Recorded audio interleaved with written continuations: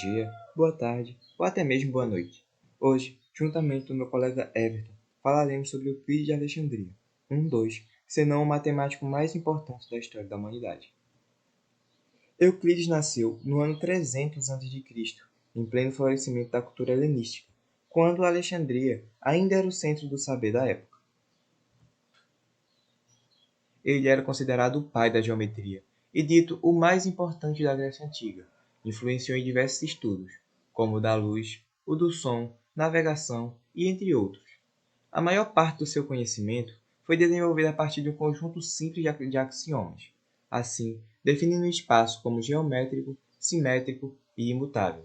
Além disso, ele contribuiu para a formação de conhecimentos em geometria plana e espacial, teoria das proporções, aritmética e álgebra. Infelizmente, sabemos muito pouco sobre Euclides, e tudo o que sabemos é graças a Próclo e Papos de Alexandria, matemáticos e filósofos gregos da Idade Tardia, que escreveram sobre ele séculos após a sua morte. Mas por que ele é tão importante para a matemática? Bem, ele é importante principalmente por causa da sua maior criação, a obra Elementos. O livro Elementos, de Euclides de Alexandria, é uma das obras mais influentes e significativas na história da matemática. Ela foi escrita por volta de 300 anos a.C., e essa coleção de 13 livros reúne o conhecimento matemático da época, especialmente na área da geometria, e sistematiza os conceitos de maneira lógica e rigorosa. A obra aborda tópicos como geometria plana, teoria dos números, proporções e sólidos geométricos, além de apresentar os famosos postulados de Euclides, que formam a base da geometria euclidiana. Dentro desses livros está escrito axiomas e os famosos 5 postulados deles. Dentro do livro, Os Elementos, de Euclides, além dos famosos postulados, vamos ter alguns axiomas, que são noções comuns para nós, mas que para aquela época não era.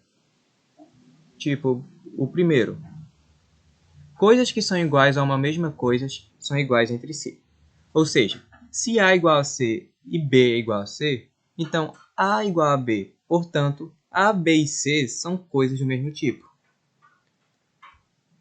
O segundo axioma: se iguais são somados a iguais, os totais são iguais.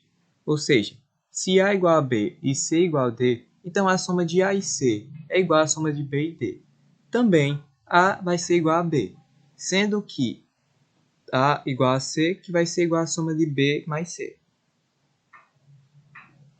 O terceiro: se iguais são subtraídos de iguais, os restos são iguais. Ou seja, se A é igual a B e C é igual a D, então a subtração de A e C será igual à subtração de B e D. Também A será igual a B, e isso implica que a subtração de A e C será igual à subtração de B e C. O quarto axioma: coisas que são iguais a uma mesma coisa são iguais entre si. O quinto: o todo é maior que a parte. Ou seja, se A maior que B, então existe C, tal que A vai ser igual à soma de B mais C. Aqui, B é uma parte de A, e, portanto, A é maior que B. Para ficar mais fácil de entender, vamos imaginar um círculo. Se pegarmos esse círculo e dividirmos ele ao meio, e pegarmos uma de suas partes e compararmos com o círculo original, vamos perceber que essa metade não é maior que o círculo todo. O sexto axioma: coisas que são o dobro das mesmas coisas são iguais entre si. O sétimo axioma: coisas que são a metade das mesmas coisas são iguais entre si. E esses foram alguns dos axiomas que estão presentes no livro Elementos de Euclides. Como dito anteriormente, além dos axiomas, também temos os famosos postulados que aparecem nesse livro, sendo eles o primeiro postulado, que é o postulado da linha reta, o segundo, que é o postulado da extensão da linha reta, o terceiro, que é o postulado do círculo, o quarto, que é o postulado dos ângulos retos, e o quinto, que é o postulado dos paralelos. Esses postulados agora serão apresentados pelo meu colega Everton. Os 5 postulados de Euclides. Primeiro postulado. É possível traçar uma reta ligando quaisquer dois pontos. Tendo o ponto A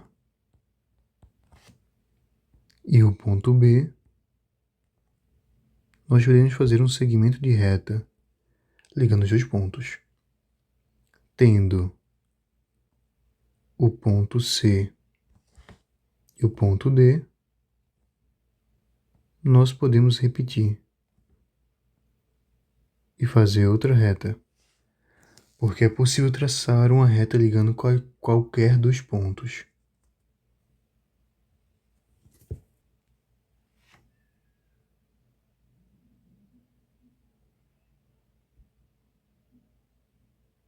Segundo postulado. É possível prolongar uma reta finita continuamente em uma reta. Tendo o ponto A e o ponto B, nós podemos fazer um segmento de reta AB.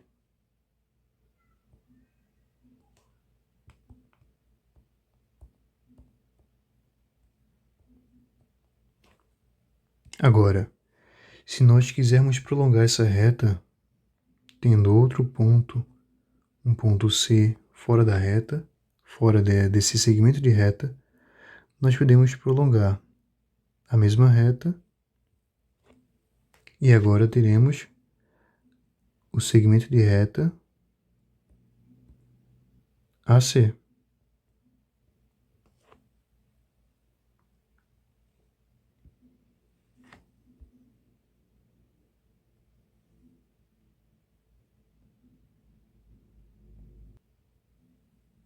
Terceiro postulado. É possível traçar um círculo com qualquer centro e raio. Tendo o ponto A e o ponto B, nós iremos fazer um segmento de reta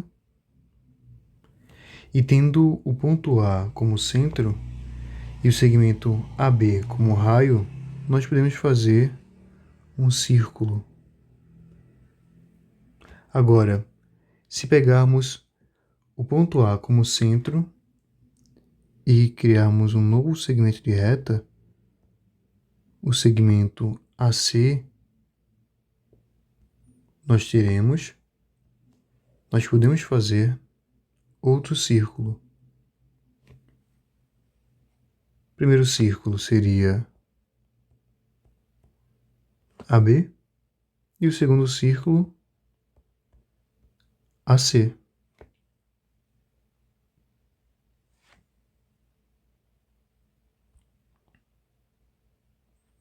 O quarto postulado diz que todos os ângulos retos são iguais. Tendo o segmento AC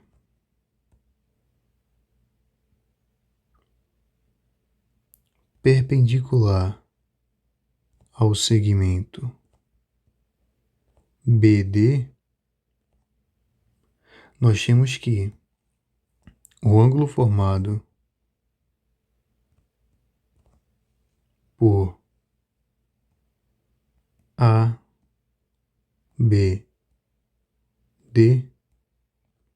é um ângulo de 90 graus.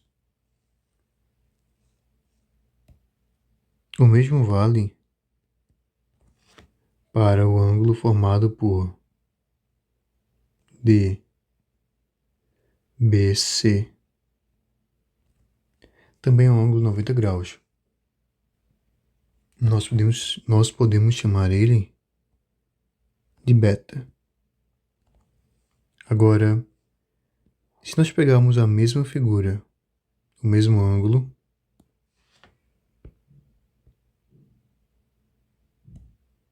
e apenas rotacionar a mesma figura, o mesmo... Agora vamos mudar, né? Vamos chamar de A', B', C', D', beta' e beta'. Porque agora se trata de outra figura. E os ângulos de 90 graus são os mesmos. E, independente da posição, o ângulo de 90 graus continua sendo 90 graus.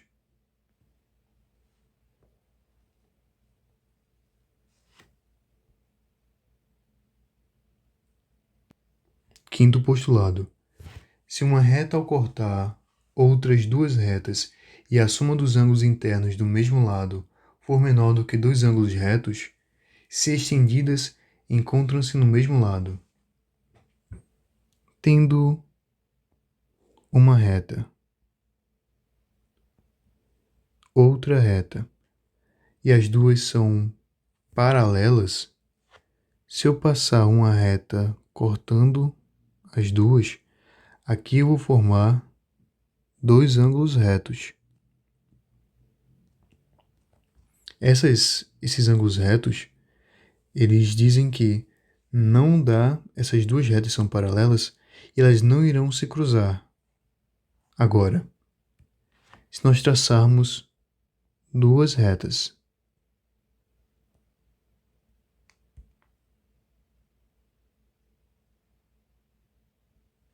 e ao cortar essas retas, nós formarmos ângulos internos, e a soma desses dois ângulos internos, chamando esse ângulo de alfa e esse de beta.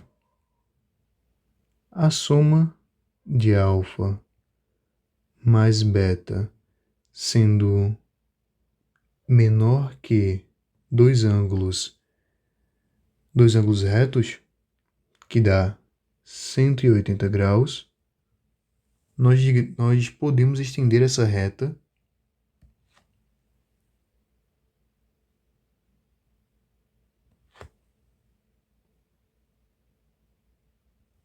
e essas retas irão se cruzar, ou seja, esse triângulo, essas duas retas, elas não são paralelas.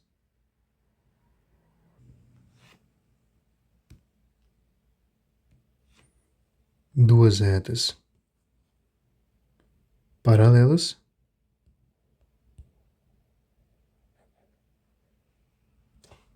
e duas retas